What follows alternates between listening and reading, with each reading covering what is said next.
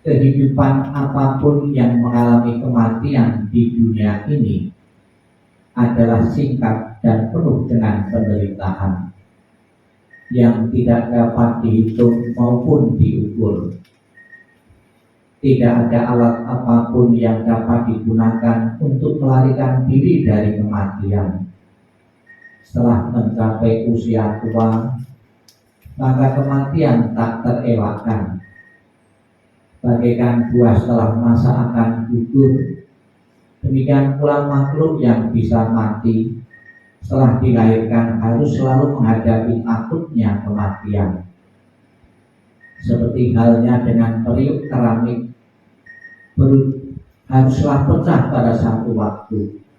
Demikian pula kehidupan dari makhluk yang bisa mati telah ditentukan untuk berpisah. Demikianlah semua makhluk akan disergap oleh kematian dan usia tua. Para bijaksana setelah mengetahui sifat alami dunia ini tidak akan mengalami penderitaan. Akan sia-sia jika engkau meratapi yang mati, karena engkau tidak akan pernah tahu kapan mereka datang dan kapan mereka pergi. Sabi sata bawan puspitata, semoga semua makhluk hidup berbahagia dan sejahtera. Sikap ning, sikap merenung selesai. Sadu, sadu, sadu. Yang saya hormati keluarga almarhum Bapak Gunadi Gunawan dan Bapak Ibu sekalian yang ikut hadir dalam pelaksanaan doa penempatan abu jenazah almarhum Bapak Gunadi, juga sekaligus ikut berduka, ikut belasungkawa, ikut mendoakan atas wafatnya Bapak Gunadi Gunawan ini. Sudah menjadi corak kehidupan, ciri khas kehidupan. Barang siapa pernah dilahirkan cepat atau lambat, mau atau tidak mau, akan mengalami kematian. Di dalam agama Buddha, perenungan seperti itu dapat kita lihat dari beberapa sarana dan prasarana yang ada di sekitar altar, maupun sarana dan prasarana di saat ada Bapak Ibu melayat di tempat-tempat orang yang meninggal.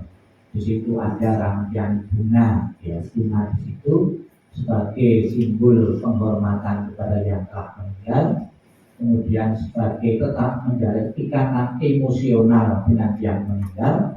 Namun di samping itu, di kalangan umat Buddha, bunga ini dimaknai sebagai simbol ketidakkekalan, ketidakabadian. Bunga yang asli itu perubahannya kentara sekali, dipetik, dibiarkan sehari, besok sudah layu.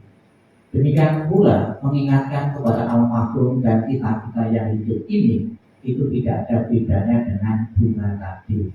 Kita hidup sebentar, nanti sore atau besok sudah mati. Ya seperti embun saja. Demikian pula Bapak Ibu, siapapun tanpa kecuali harus tunduk, harus mau pada jalannya hukum ketidakkekalan ini, yaitu kematian. Baik itu nabi, baik itu para suci dan para Buddha pun juga mengalami kematian. Orang jahat pun juga mengalami kematian juga. Orang suci, nabi pun juga mengalami kematian. Harus tunduk pada hukum ketidakkekalan. Apa yang membedakan bagi keluarga yang ditinggalkan? Bagi keluarga-keluarga yang ditinggalkan itu kemelekatannya itu masih kuat sekali kepada yang telah meninggal, akan sedih, akan menderita sekali. Tapi apabila tingkat kemelekatan tidak begitu kuat dengan yang meninggal, itu biasa-biasa saja. Diceritakan dalam kehidupan Sang Buddha umur 80 tahun Sang Buddha wafat. Wafatnya Sang Buddha itu direspon oleh para biku. Bisa saya kelompokkan menjadi dua kelompok. Kelompok yang pertama begitu mendengar Sang Buddha wafat, itu tidak bisa langsung menerima. Akibatnya tidak bisa langsung menerima. Mereka menangis meraung-raung. Ada yang berguling-guling di tanah.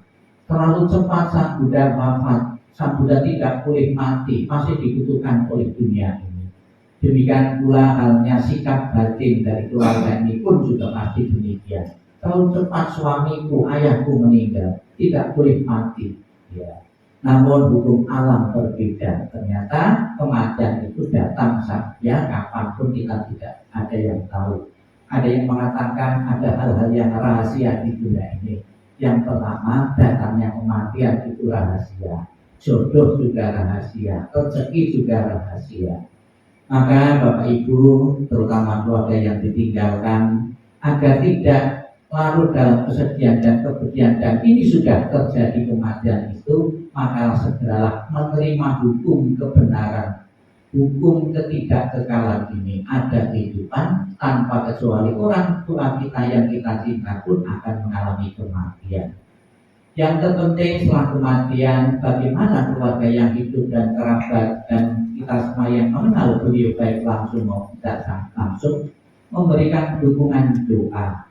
Yakinlah doa-doa yang dibawakan itu tetap ada manfaatnya bagi almarhum. Ada sebuah cerita di kalangan umat Buddha, ada seorang pemuda yang baru saja kehilangan ayahnya karena meninggal. Sebagai anak yang berbakti, dia kepingin ayahnya itu hidup di alam bahagia, terlahir di alam surga atau masuk surga. Sudah menjadi harapan setiap orang dan setiap agama. Hidup sejahtera bahagia panjang umur kalau masih masuk surga. Itu sudah menjadi harapan setiap orang. Sebagai anak yang berbakti, ya, ayahnya yang baru saja meninggal itu berharap dengan bantuan pihak lain bisa masuk alam surga.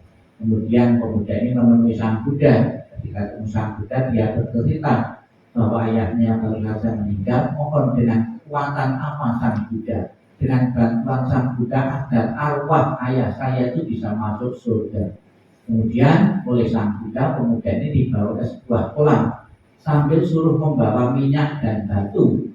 Setelah ketemu kolam sambil membawa minyak dan batu, Sang Buddha menyuruh pemuda ini untuk melemparkan batu tadi ke kolam dan menuang minyak tadi ke kolam. Apa yang terjadi setelah melihat batu tenggelam yang di kolam, minyak terapung di kolam, ya. Kemudian Sang Buddha menyuruh pemuda ini, sekarang pemuda, kamu undang para rohaniwan, tim doa atau pemuka agama yang kamu kenal untuk datang ke sini untuk memanjatkan doa agar batu yang kamu lempar tenggelam tadi bisa terapung, agar minyak yang kamu tuang di kolam tadi bisa tenggelam. Dia mendapat perintah seperti itu, kemudian mengatakan, sekalipun didoakan dengan cara agama apapun Sang Buddha, rasanya tidak mungkin. Kenapa tidak mungkin? Karena sudah menjadi hukum alam. Sesuatu yang berat itu akan tenggelam di air, sesuatu yang ringan itu akan terapung di permukaan air. Kemudian Sang Buddha menjelaskan, demikian pula pemuda, kalau sekiranya orang tuamu semasa hidupnya melakukan perbuatan-perbuatan yang berat, perbuatan-perbuatan jahat, akan menenggelamkan orang tuamu di alam-alam penderitaan, alam-alam bapa. Kalau sekiranya orang tua melakukan perbuatan-perbuatan yang ringan, perbuatan-perbuatan baik, akan mengangkatnya di alam-alam atas, alam-alam surga.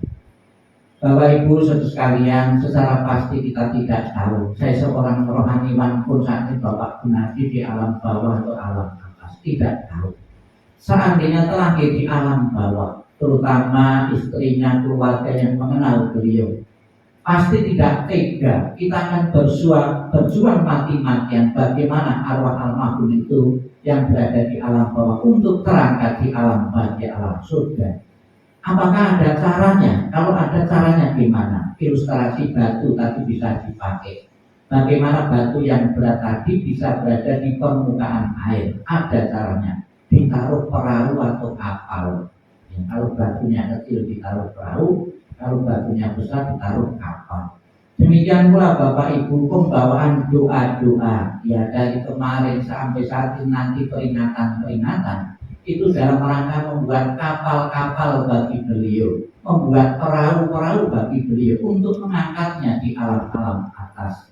Semoga dengan keyakinan kita kepada Buddha Amitabha, di dalam janjinya yang ke-18 Buddha Amitabha mengatakan, barang siapa menyebut namaku, mengulang namaku, dan mempunyai 6 kebajikan dan bertekad untuk terlahir di alam surgaku, maka akan menjemput arwah itu dan menempatkan di alam surga sucinya.